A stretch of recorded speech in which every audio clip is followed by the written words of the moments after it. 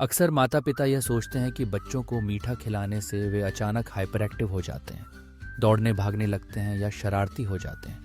पर क्या सच में शक्कर बच्चों के व्यवहार को इतना प्रभावित करती है? विज्ञान इस आम धारणा को नकारता है। आइए जानते हैं कैसे। सबसे पहले, कई शोधों में बच्चों को दो समूहों में बांटा गया। एक समूह को शक्कर दी गई और दूसरे को नहीं। नतीजों में यह पाया गया कि जिन बच्चों को शक्कर दी गई थी, उनका व्यवहार उन बच्चों से अलग नहीं था जिन्हें शक्कर नहीं दी गई थी। दरअसल जब माता पिता को भरोसा दिलाया गया कि उनके बच्चे ने शक्कर खाई है, तब वे बच्चे के व्यवहार में बदलाव देखने लगे, जबकि असलियत में बच्चे ने शक्कर खाई ही नहीं थी।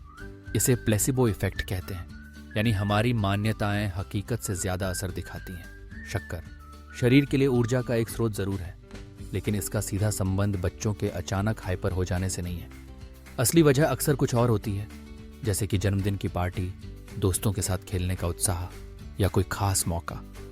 इन सभी में बच्चों के उत्साहित होने की संभावना ज्यादा रहती है, और चूंकि ऐसे मौकों पर मीठा भी अक्सर परोसा जाता है, माता पिता को दोनों बातों के बीच झूठा संबंध महसूस होता है।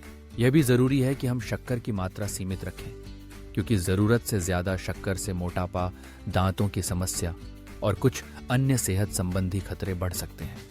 लेकिन बच्चों के व्यवहार में अचानक बदलाव के लिए केवल शक्कर को दोष देना वैज्ञानिक रूप से उचित नहीं है। इसलिए अगली बार जब आपका बच्चा शक्कर खाने के बाद उछल कूद करे, तो याद रखें, उनकी ऊर्जा मीठे से नहीं, बल्कि उनके खुद के उल्लास और माहौल से आती है।